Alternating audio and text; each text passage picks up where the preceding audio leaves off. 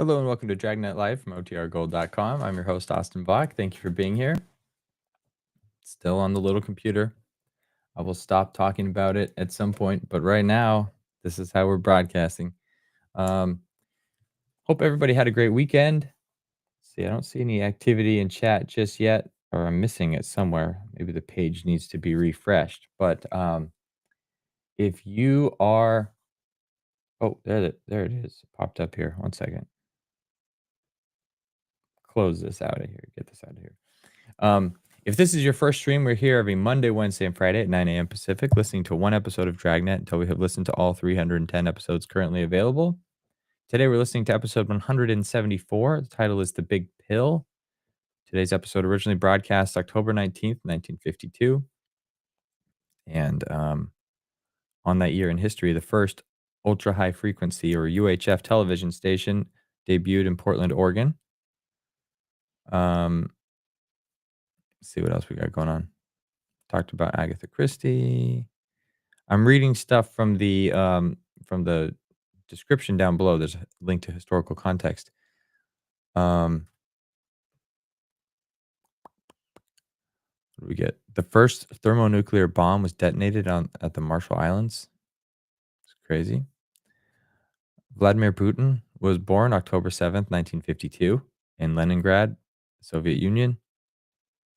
Sharon Osbourne was also born October 9th, 1952.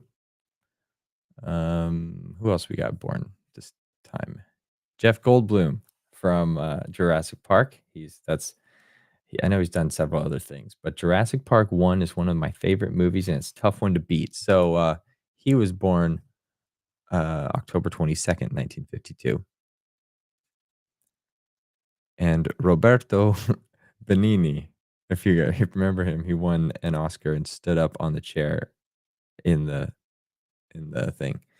He was born that year. And American country music legend Hank Williams married Billie Jean Jones this in October 1952. He was 29 years old at the time.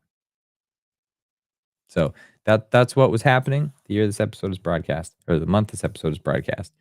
Today's episode is about naval intelligence that tells us that we received the 2 Marines have been picked up for the shore patrol. They're reported sick. One is in critical condition. Foul play is suspected. Our job is to investigate. I would never make it in radio because I fumble over my words too much. Even in that short sentence, I had a couple things go wrong. Okay. Shout out to Life with Roscoe, Film Noir Buff, So Over It, Paul, 7B and AZ, Sam, Mary, and Addie in chat. Thank you for being here. If you are not watching this from the Old Time Radio Archive, from the OTR Gold channel, please jump over there. That's where you can participate in the chat. So let me change the little caption at the bottom of the screen, and you will see this YouTube link, youtube.com/@OTRGold. Go there and join us. Say hi, please. Be fun. We passed 7,000 subscribers on the channel. Once we hit 8,000, I'm giving away one of these vintage style Bluetooth radios. These pretty cool. So help us hit that milestone, 8,000, and then maybe you'll be our next winner.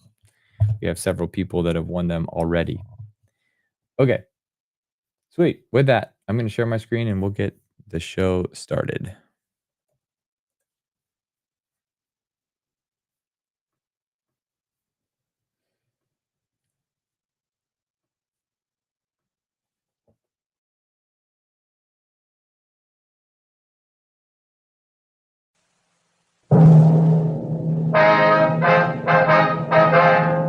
Sound off for Chesterfield. Chesterfield, only cigarette in America to give you premium quality in both regular and king size, brings you Dragnet.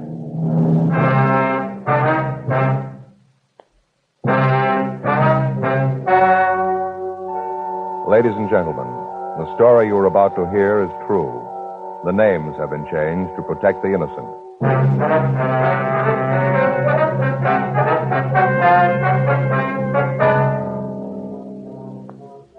You're a detective sergeant. You're assigned a homicide detail. Naval intelligence tells you that 2 Marines have been picked up by the shore patrol. They're reported sick. One is in critical condition. Foul play is suspected. Your job? Investigate. Here's what leading tobacco publications have had to say about king-size Chesterfield. U.S. Tobacco Journal, Atlanta, Georgia. Chesterfield King Size is going strong. One jobber reordered twice this week, in addition to his regular order. And the Chicago Weekly, Tobacco Leaf, reports more calls for Chesterfield king-size cigarettes than for most brands being marketed. The reason for king-size Chesterfield's amazing success is this. All king-size cigarettes give you quantity, but only Chesterfield king-size gives you quantity plus quality. Premium quality. That means Chesterfield king size contains tobaccos of better quality and higher price than any other king size cigarette. The same fine tobacco as in regular Chesterfield. Enough more of this tobacco to give you over a fifth longer smoke. So remember, Chesterfield is the only cigarette to give you premium quality in both regular and king size. Buy 'em either way you like 'em. Chesterfield gives you the best possible smoke. Much milder.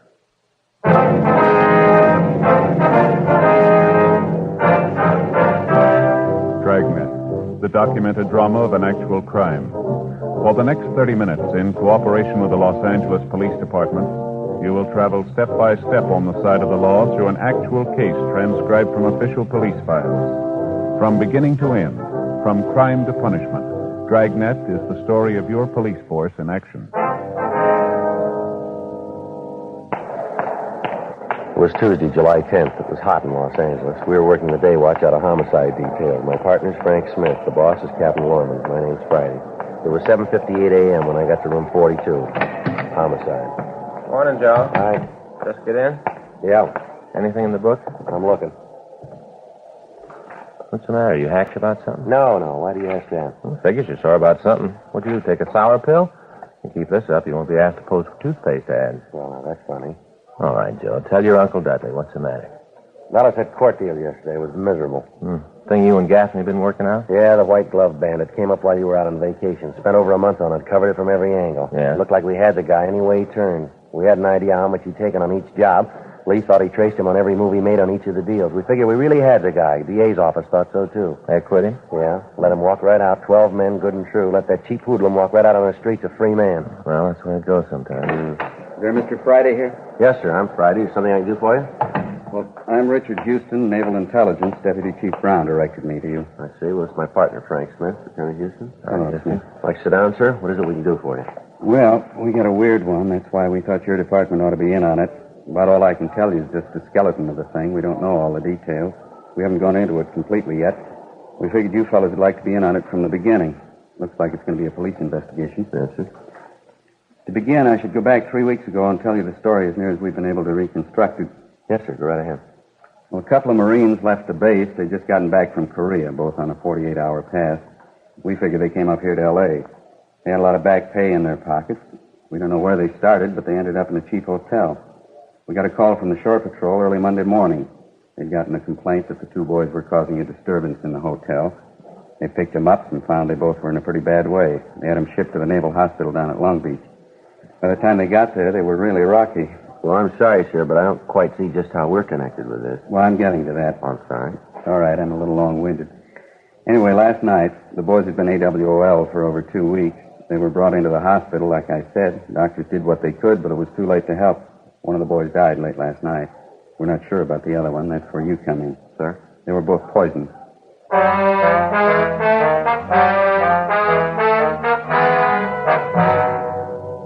9:06 a.m. Frank and I talked with Captain Lorman, then we checked out a trip car and left for Long Beach. When we got there, we talked with the doctor in charge. He told us that it would be later that night before the boy would be completely out of danger. He said, however, that we could talk to him if we phrased our questions so that the answers could be kept fairly brief. We looked over the boy's record. His full name was Jack Wayne Walker, age 24. He'd enlisted in the Marine Corps on January 14th, 1950. He'd spent almost a year in the Far East, and his service record had been good until this time. The record of the victim, PFC Edward Monahan, was pretty much the same. The boys had both come from the same town in Arkansas. The date of their enlistment was the same. They'd served overseas the same time. At 3:48 p.m., the doctor ushered us into Jack Walker's room. Who are you? Police officers, Jack. We'd like to talk to you. Well, what's it about? I haven't done anything. At least I don't think I did. No, it's not that. We'd like to find out what happened while you were up in L.A. Well, I killed my buddy up there. That's what happened. You heard about that, didn't you? Yes, we did. That's what we want to talk to you about. Poor Ed. A year in Korea. Guys taking pot shots at us. Cold, mud. And we got to come back here to get it. I didn't trust that little crumb. I knew we shouldn't have had anything to do with it. Well, you shouldn't have trusted who, Jack? Stubby. You know the rest of his name? No, just Stubby.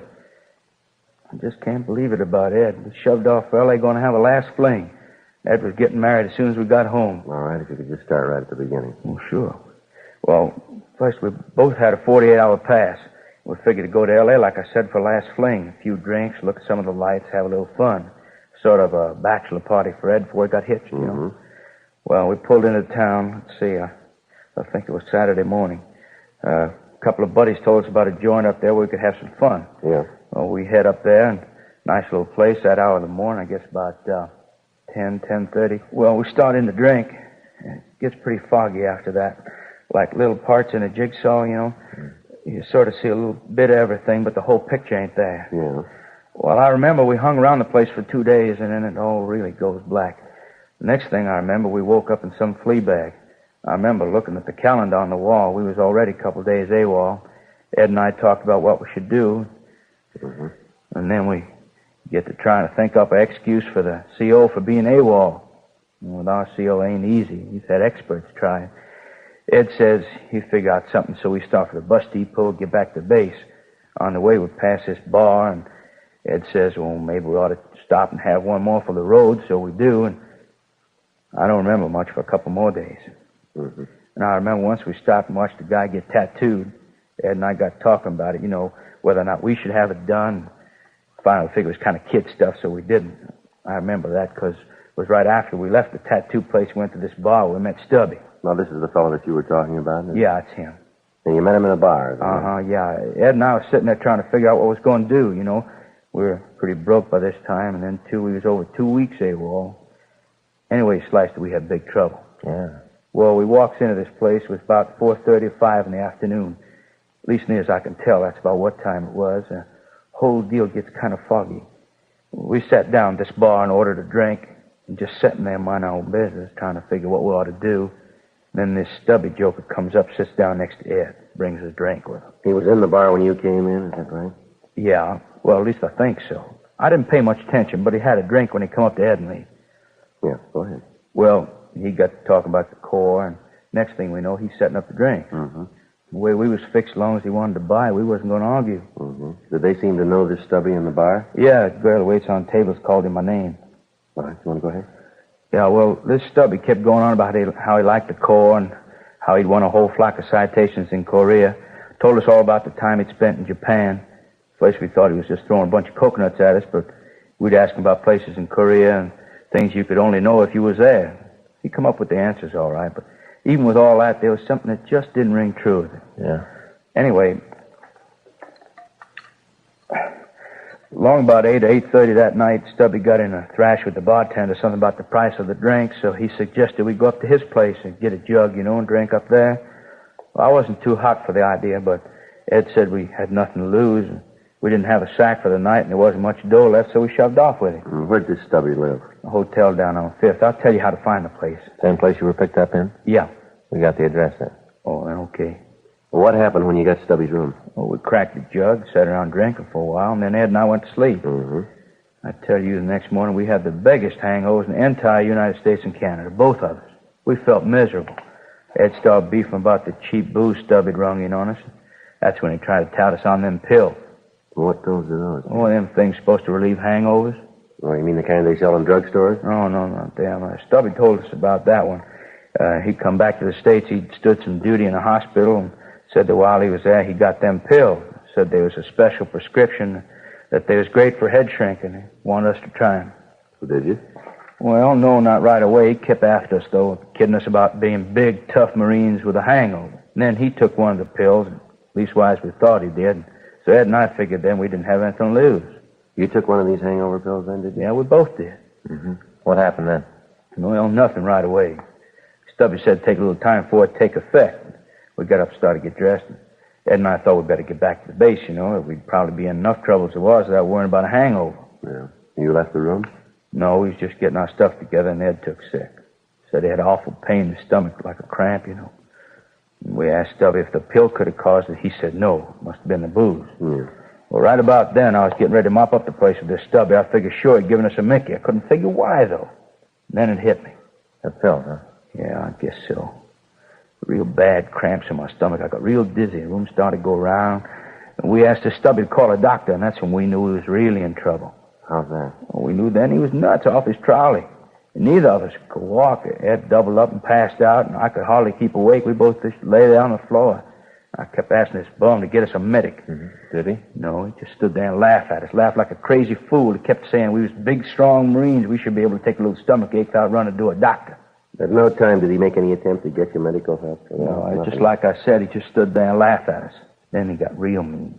Got crazy leer on his face. Said he'd show us, he'd fix us up good for what we'd done. Well, what do you mean by that? I don't know. All I thought about was getting Ed and me to a doc. About this time, I didn't much care what the little screwball did. Then it really started harping on how he's getting even with us.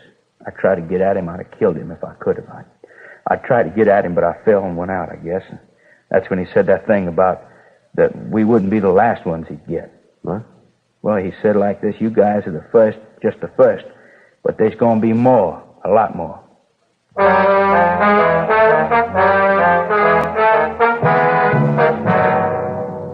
We continued to talk to Jack Walker. He gave us a complete description of the man he'd known as Stubby. And going over the story again with him, there were a few changes in it, but none that couldn't be accounted for by his condition.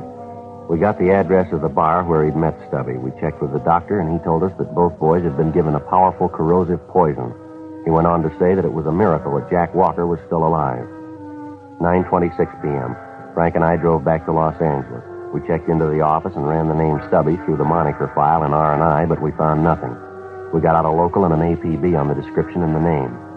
The stats office started to run on the M.O.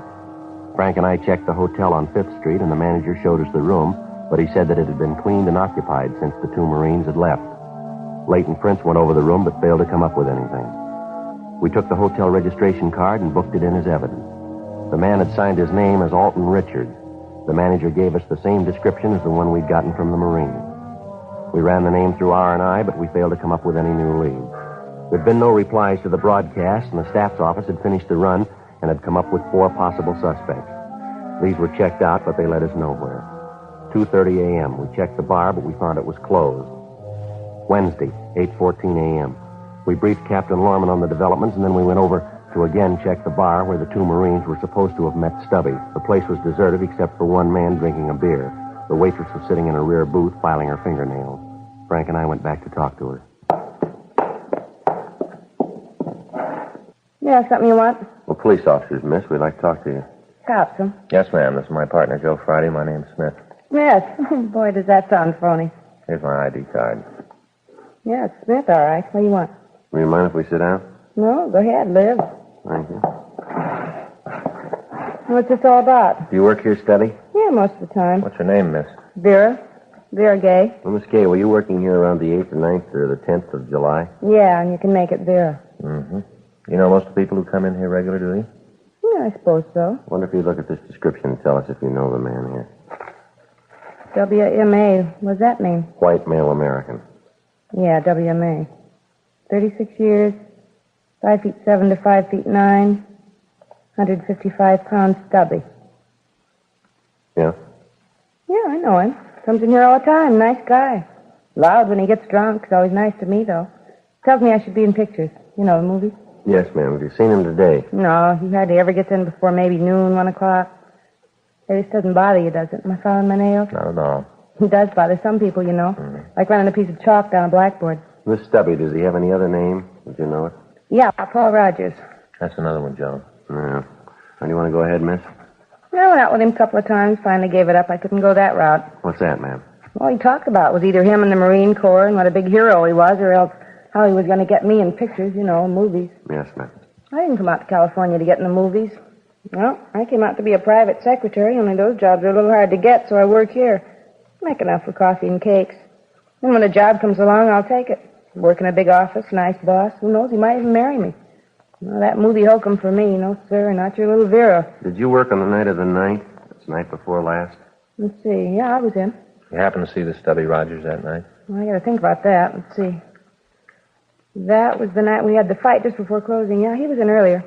You happen to notice if he was with anybody? What's this all about? He do something you want him for? No, we just like to talk to him. Yeah. Well, if he did anything, we had nothing to do with it. This is a good place. We got nothing to do with the people who come in. Got the price of a drink, they get served. We don't ask for trouble. Oh, we aren't going to cause any trouble, miss. We just want to talk to this Rogers. Yeah, well, as long as we aren't rung into it. Do you remember if he was with anyone? Yeah, he was with a couple of Marines. Left with him, had a beef with Sam. He's the night bartender. Complained that the drinks were too high. I don't know what he was crying about. He's been drinking here a long time. Never had problems before. You saw him leave with these 2 Marines then? Yeah, 3 of them walked out. I think, actually, they sort of floated out. The 2 kids were really boiled. Do you remember what time it was when they left? Oh, that'd be kind of hard to tell. We were pretty busy. It was pretty important, miss. Let me think. I guess maybe around 8, maybe 8:30, around in there. It's just a guess, though. Do you have any idea where this Rogers lives? Yeah, I've been there a couple of times. Hotel on South Hill. Can you give us the address? Yeah, I got it in the purse. Yeah, I should have known he was a phony. Always saying I thought he could get me in pictures, you know, in movies. Yes, sir.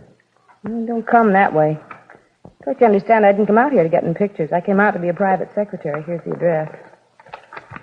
Here, keep it. I won't be using it anymore. All right, thank you, Miss Kay.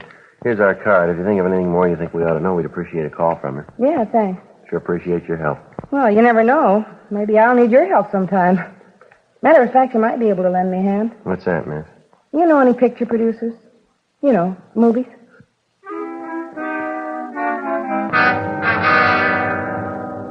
Frank called the name Paul Rogers into the office, and a supplementary broadcast and an APB were gotten out.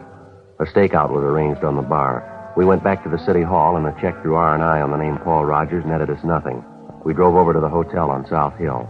The manager told us that Rogers was not in his room. He went on to say that Rogers had not been using his room regularly for the past week or so, but that he had been in a couple of days before in the company of a soldier, and that as far as he knew, the soldier was still in. In the company of the manager, Frank and I went upstairs.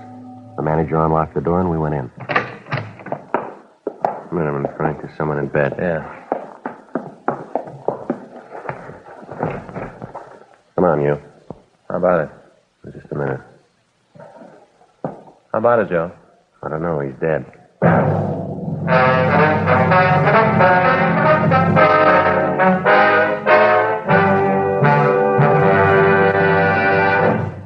You are listening to Dragnet, the authentic story of your police force in action. And now a report every smoker should hear. Nose, throat, and accessory organs not adversely affected by smoking Chesterfields. First such report published about any cigarette. A responsible consulting organization reports a study by a competent medical specialist and staff on the effects of smoking Chesterfields. For 6 months, a group of men and women smoked only Chesterfield, 10 to 40 a day, their normal amount. 45% of the group have smoked Chesterfields from 1 to 30 years, for an average of 10 years each. At the beginning and end of the 6 months, each smoker was given a thorough examination, including x-rays, and covering the sinuses, nose, ears, and throat. After these examinations, the medical specialist stated, It is my opinion that the ears, nose, throat, and accessory organs of all participating subjects examined by me were not adversely affected in the 6-month period by smoking the cigarettes provided. remember this report and buy much milder Chesterfield, regular or king size.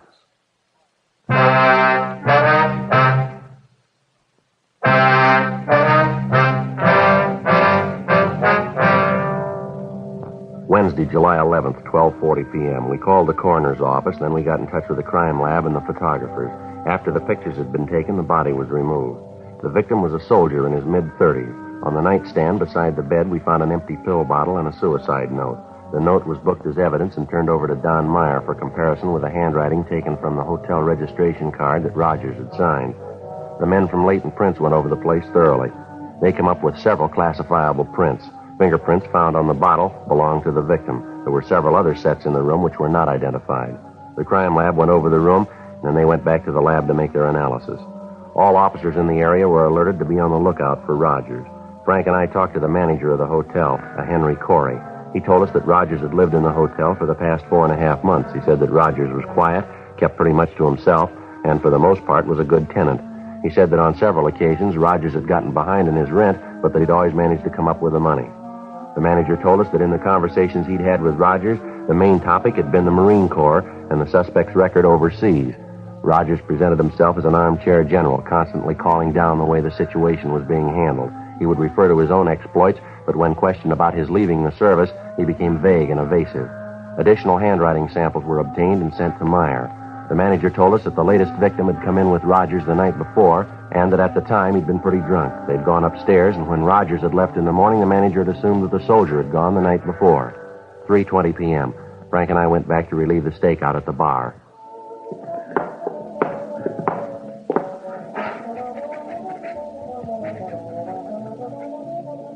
Back again? Yes, Miss Gay. Sit down. Thank you. It seems like every time I see you, I'm doing something with my nails. This morning filing them, now I'm filing them again. I'm going to put polish on them after this. I guess you think I'm pretty vain. No, not at all, miss. New color called Frosted Rose. And pretty? Kind of iridescent, what the label says. To sprinkle your nails with stardust. Yes, ma'am. It's a pretty bottle, too. They sure put things up nice nowadays. Uh-oh, here comes your boy. That's Rogers. Yeah. Yes, Stubby, well it be. Bourbon Coke.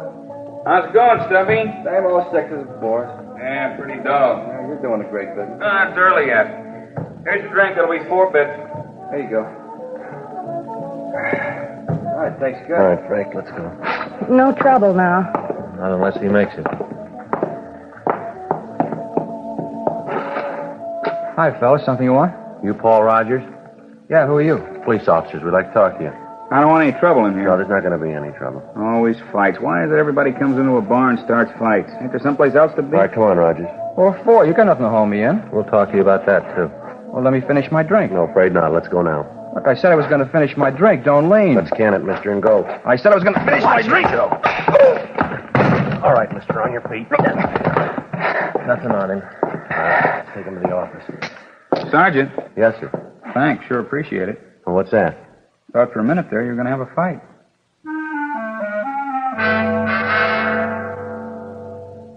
We took the suspect back to the city hall, then we checked the name through the Marine base in San Diego. Lieutenant Richard Houston called back to say that Rogers had received a court-martial and a dishonorable discharge in January of that year.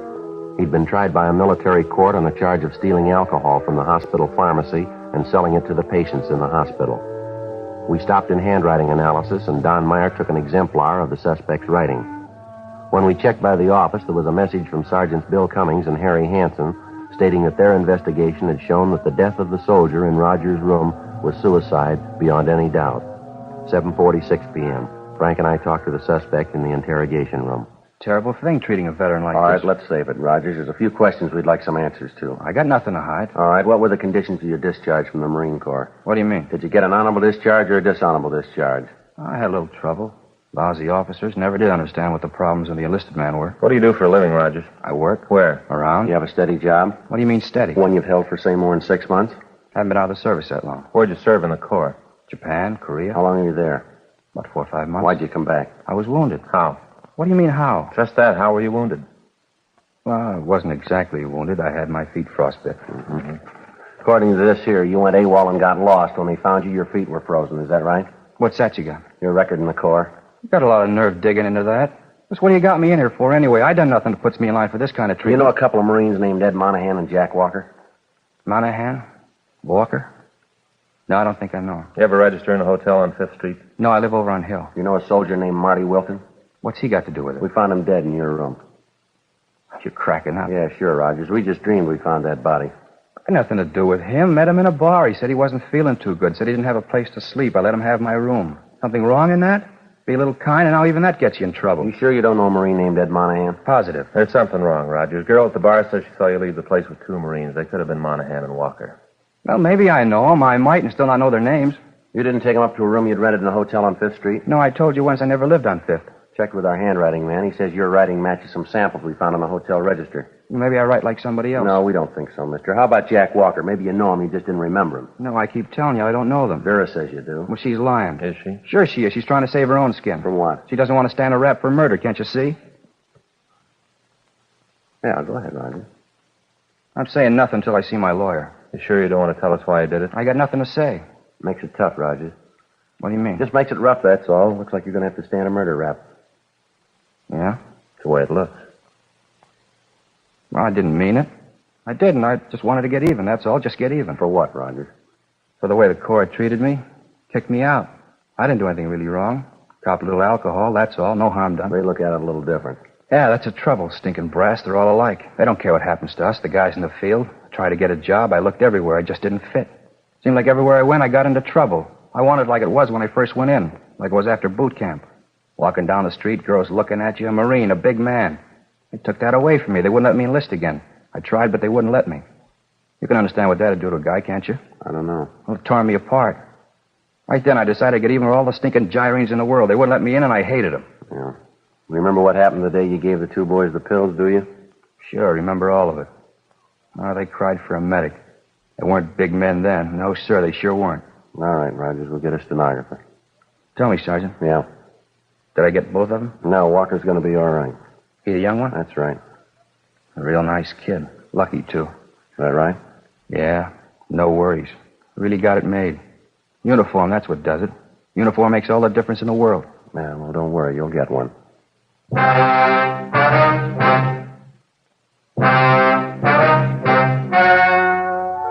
The story you have just heard was true. The names were changed to protect the innocent. On November 13th, trial was held in Department 87, Superior Court of the State of California, in and for the County of Los Angeles. In a moment, the results of that trial. Now, here is our star, Jack Webb. Thank you, George Fenneman.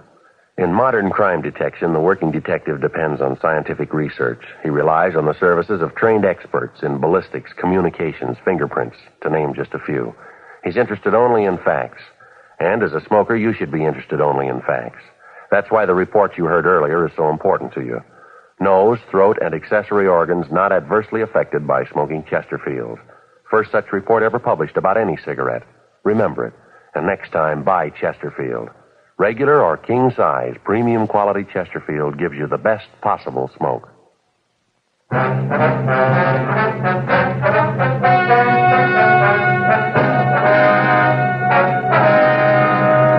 Paul M. Rogers was tried and convicted on one count of murder in the first degree. He was sentenced to life imprisonment in the state penitentiary, San Quentin, California.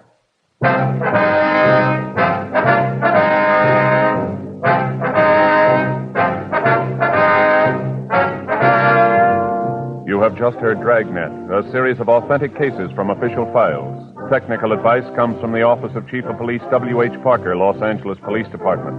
Technical advisors, Captain Jack Donahoe, Sergeant Marty Wynn, Sergeant Vance Brasher. Heard tonight were Ben Alexander, Virginia Gregg, Jack Crucian. Script by John Robinson. Music by Walter Schumann. Hal Gibney speaking. Sound off for Chesterfield. Either way you like them, regular or king size, Chesterfield gives you the best possible smoke. Much milder Chesterfield. Chesterfield has brought you Dragnet, transcribed from Los Angeles.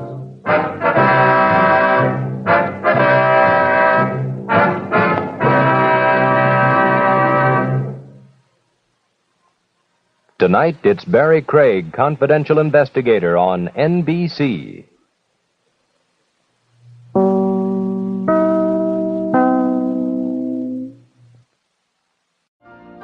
You've been listening to the OTR Gold Network. Find more classic radio at otrgold.com.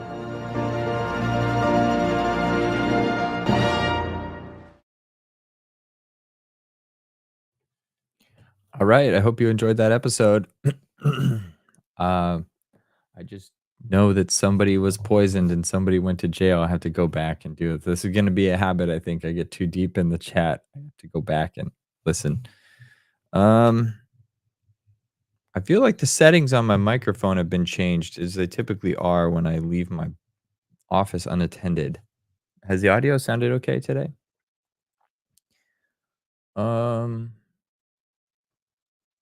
Sweet. Okay.